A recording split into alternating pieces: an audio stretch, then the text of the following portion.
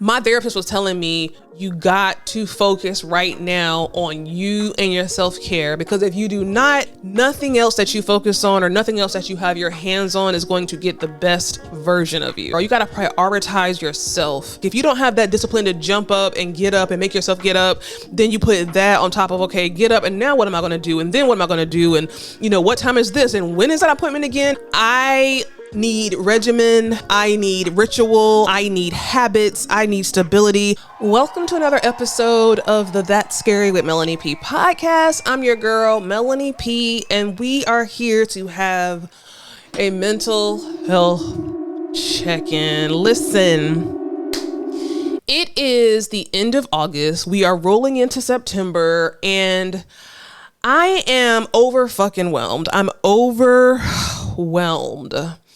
This morning I was talking to my friend, and I've been waking up just feeling overly stimulated, but not in a good way, right? And the feeling of overwhelm was so overwhelming that I just had to call a friend. I had to take a deep breath. It is crazy. I was talking to my friend and she was telling me about this book she was reading, and she was saying that a lot of times we wake up in the morning or whenever and we have all this clutter in our head, and it's very overwhelming. If you're a woman, you're a partner, a wife or whatever, a mom, have a job, have a side hustle, have a business, it's so many different hats that we have to wear. And if you're like me, in the past couple of mornings, I've woken up with just, the way that I would describe it is that if my mind is a desktop computer, I have like 100 tabs open, and I don't want to close any of the tabs because I'm actively working in each tab, but it's not serving me well because there's no organization to it. There's no rhyme or reason. Like, it's just not working, right? And my friend was saying, when you have all that stuff going on, sometimes you have to just sit in a quiet space first thing in the morning and just word vomit yourself on paper or on your notes app or whatever. I believe she said to get a sheet of paper and just write. But this morning I had to go do some things with my car. So I just had my laptop, and I began to when I was getting my car serviced, I sat there. I just started typing every random thought that came into my head, getting it out. I just needed to get it out. And that worked. And then as I was typing, I started putting all the tabs that I have open in my mind, I started putting them in sections on my notes app because I was sitting there. They were doing something with my car, so I had the time. And, times like this is, I think, little gifts from God whenever you got to sit your ass down and you can't go anywhere anyway. So it's like, okay, girl, put all these tabs on paper and organize. A lot of people are like me in the sense of, I don't need too much stimulation. I need regimen. I need ritual. I need habits. I need stability. I'm the kind of person that I can eat bison tacos every day. I can eat it every day. I don't need variety. I don't need a lot of flavor, a lot of seasoning, So that works for me. But then on the other side of that is the discipline to put together regimens, put together rituals, and then be consistent with them. And it sounds so easy, and I beat myself up. It's like, girl, okay, you know what to do, but where's the discipline and why are you not doing it? So I downloaded this app, just a random calendar planner electronic app to put on my iPad. And so I have a plan. I truly have a plan of just kind of mapping out my day week by week. And when I say mapping out my day, I mean, get up around this time or at this time. I'm going to eat this, these things for the week. At this time, I'm going to do this. I need to see a schedule. I like a lot of self-help YouTubes and books and stuff like that. And this one guy I saw on YouTube was saying that when you wake up in the morning and you haven't did the work to plan out your day the night before, you have something called like decision fatigue. So getting up in the morning for some of us can be difficult. Like if you don't have that discipline to jump up and get up and make yourself get up, then you put that on top of, okay, get up and now what am I going to do? And then what am I going to do? And what time is this? And when is that appointment again? And all those things. For a person that maybe doesn't have the best discipline or thrives in just give me the shit, let me do it, let me just follow the list, that doesn't work. So you have to like put all this stuff out the night before. Now, again, it seems like I have all the answers. And if I have all the answers, why am I in this situation? And what's crazy is that as I was jotting down and kind of word vomiting myself in my notes app, guilt, right?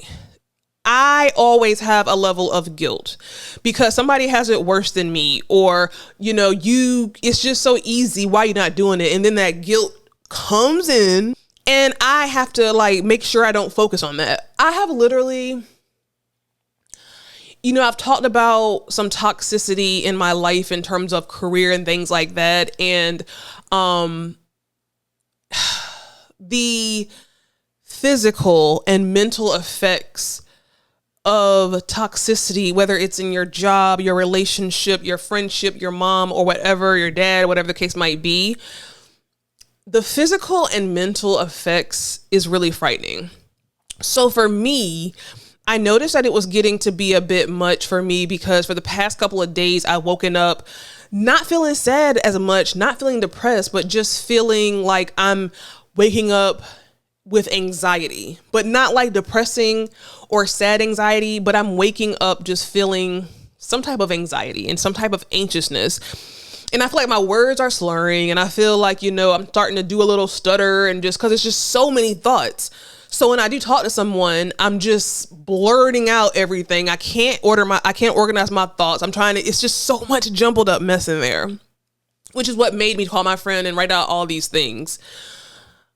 But I know that this is something that's not uncommon. I work. I have a baby that's turning 2 next month and starting a new school. I have an older daughter who's in her last year of high school and working and now driving, which gives me anxiety. I have my podcast and I have everything that comes along with my podcast business. Like, the stuff that I do for my podcast, meaning social media's lives, things I do out behind the camera, the things I do with my podcast business, that's truly a full-time job, right? But then you add all of the other tasks on top of it. You really have to be organized because something's going to suffer. And not only is something going to suffer, you are going to suffer. Your mental health, your physical health. Like, it's not just, I feel stressed, I feel anxiety. Like, that is putting some type of strain internally. I found myself, and I've said this before, and I have been getting better at it, but I have found myself moving so fast to where I'm holding my breath. To where I'm holding my breath and moving. I'm brushing my teeth fast, holding my breath. I'm doing all types of things. And it's almost like I'm not slowing down, breathing, moving slow. And I got to be honest with you. One of the things that attributed to this and exacerbated this for me was my job. And I'm not going to go into detail as of yet. I know I keep saying that, but so much negative energy, so much hyper energy, so much evil energy, so much, uncomfortability for 8 hours a day. Having that energy, the anxiousness, the unprofessionalism, all those things for 8+ hours a day, that is a lot. And it spills into other areas of your life and it messes up your mental health and it messes up your internal health. People always say that, oh, stress is the number one killer. And God, I rebuke that because I got to live for my babies. You know what I'm saying? But we have to be selfish. Like, I finally found a really, really, really good therapist that I've been going to weekly. And that is such a blessing in itself because, she was telling me, girl, you got to prioritize yourself. And we're in a world right now where everything is just cliche and every word is just something that's the word of the moment. Like right now it's demure, self-care is and was a big thing. And when these things become so big, the true meaning behind it becomes commercialized. A lot of times when people think about self-care, they think about going to the spa, getting your pedicure, whatever it looks like. But self-care is so much more than just the aesthetic. My therapist was telling me, you got to focus right now on you and your self-care, because if you do not, nothing else that you focus on or nothing else that you have your hands on is going to get the best version of you. I've had some time away from my job, and I think going to therapy and having some downtime has given me more time to take a deep breath, assess what is necessary, what isn't, assess what I can live with and what I can live without, and assess the flexibility that I have. Because at the end of the day, another cliche statement, but if something isn't serving you, it is hurting you. You hear these like one-liners all the time, and it sounds good, but it really hits home whenever it really hits home and you're really going through it. Like people always say, if it ain't serving you, then just let it go. But when something isn't serving you, it's doing something. If it's not serving you and it's in your space, it's doing something. So if I'm at a restaurant and I have a waiter and I'm waiting for my waiter to serve me my meal and they're not doing that, what are they doing? They're spitting in my food. They're holding my food in the back. They're getting on my nerves. They're creating problems because they're not doing what they're designed to do for me. So I say all that to say, it's just like, okay, girl, self-care, care for yourself so you can be better and show up better for everybody else. And that is a muscle. Self-care, putting yourself first, is a muscle that has to be exercised. And not just in a viral TikTok moment, not just for content, not just to say that you, like I said, got a pedicure or whatever.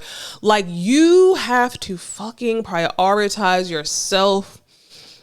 You have to pay attention to things and how they make you feel. How does your job make you feel? How does your relationship make you feel?